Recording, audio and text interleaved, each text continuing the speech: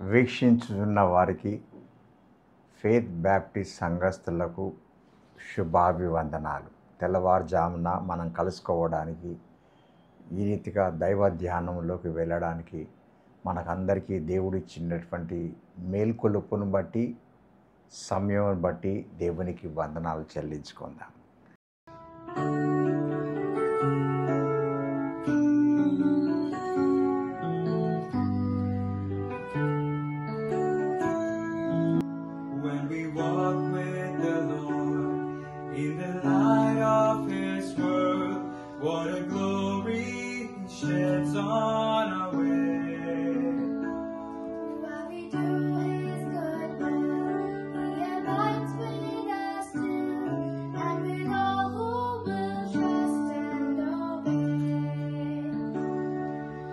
Trust and obey, for there's no other way to be happy in Jesus, but to trust and obey.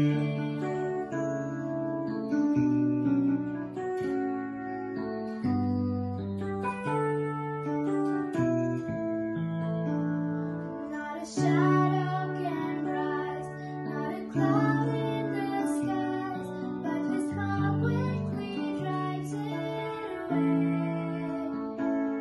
Not a doubt nor a fear, not a sigh or a tear can abide while we trust and obey. Oh, trust and obey, for there's no other way to be happy in Jesus, but to trust and obey.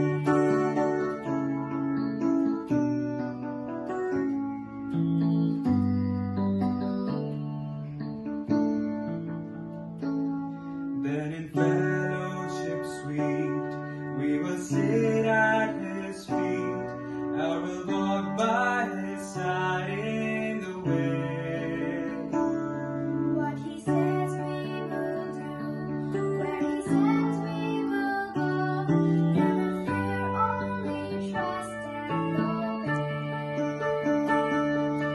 Trust and obey, for there's no other way to be happy in Jesus, but to trust and obey. Oh, trust and obey, for there's no other way to be happy in Jesus, but to trust and obey. And taste so sweet to trust in Jesus, just to take Him at His word, just to rest upon His promise, just to know thus said the Lord. Jesus, Jesus, how I trust Him, how I've proved Him o'er and o'er. Jesus, Jesus, precious Jesus, oh, for grace to trust Him more. Oh, for grace to trust Him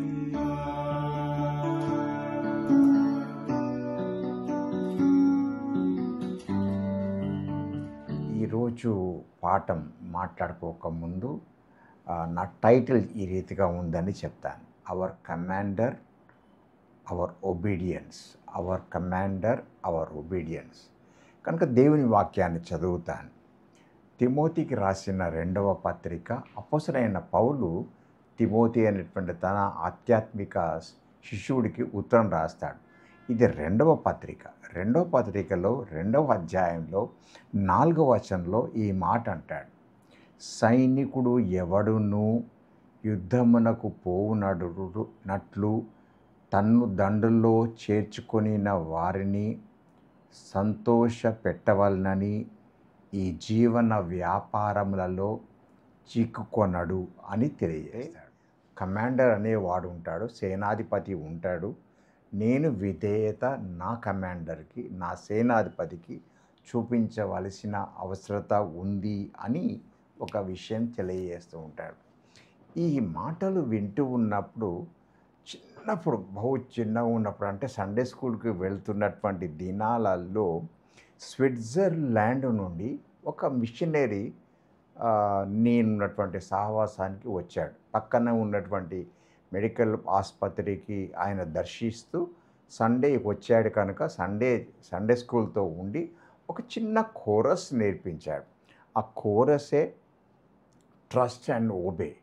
అది ఒక contemporary కోరస్గా ఈ రోజుల్లో మారిపోయింది.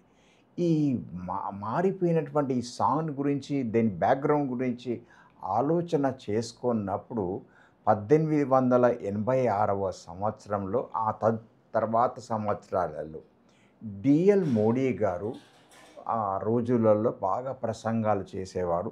ఆ ప్రసంగాలు చేస్తూ ఉన్నప్పుడు John సమ్మిన్స్ అనేటువంటి ఆయన, డానియల్ టౌనర్ అనేటువంటి ఆయన పాల్గొనేటువంటి వారు. ఈ జాన్ సమ్మిన్స్ అనే ఆయన మొదట ఒక వ్యాపారంగా చేసేవాడు ఉండేవాడు. కానీ వ్యాపారాన్ని వదులుకొని ప్రభువు మాటను బట్టి దేవుని సేవలోకి వచ్చేసి దేవుని పిలుపుని బట్టి ఒక ప్రెస్బిటేరియన్ పాస్టర్గా అయ్యాడు. అలాగే మోడీ ప్రసంగాలలో క్వైర్ అనగా సంగీతాన్ని నడిపించేటువంటి డానియల్ టౌనర్, వీళ్ళిద్దరూ కలిసి దాంట్లో పాల్గొన్నారు. అద్భుతంగా దేవుని వాక్యం జరిగేటప్పుడు, వాక్యం అయిపోయిన తర్వాత సాక్ష్యాలకు పిలిచారు. సాక్ష్యాలకు పిలిచినప్పుడు ఒక యవనస్తుడు ఇచ్చినటువంటి సాక్ష్యాన్ని పట్టుకొని వెంటనే జాన్ సమ్మిన్స్ కొన్ని మాటలు రాశాడు. ఆ మాటలను ఈ music director or music leader, worship leader Daniel Towner దీనికి రాగాన్ని సమకూర్చి పాడారు.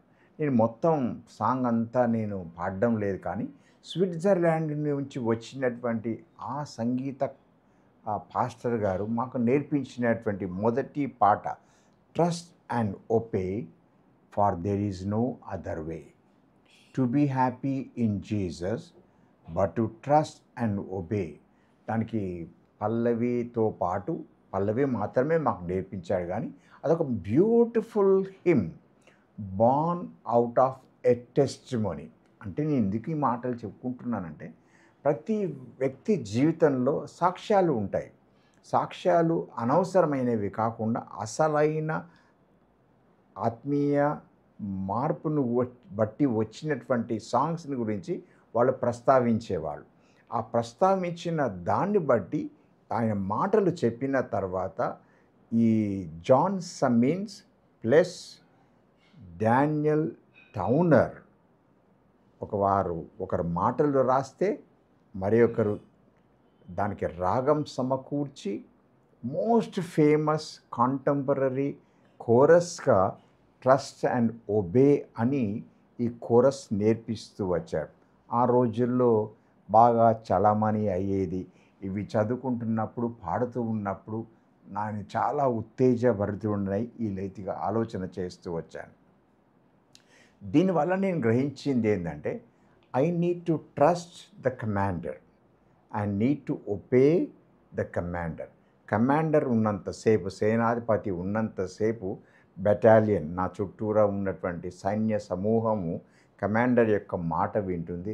సిట్ అంటే సిట్, స్టాండ్ అంటే స్టాండ్, ఫైర్ అంటే ఫైర్, జంప్ అంటే జంప్. ఇవే చేయడానికి ఆయన చెప్పినవి ప్రశ్నించకుండా నాకు ఇలాంటివి దయచేయబడింది. కనుకనే అపోస్తలుడైన పౌలు తన ఆత్మీయ కుమారుడైనటువంటి తిమోతికి ఈ మాటను రాస్తూ, సివిల్ అఫేర్స్లో నువ్వు పాల్గొనకూడదు, అనవసరంగా చిక్కుల్లో పడకూడదు.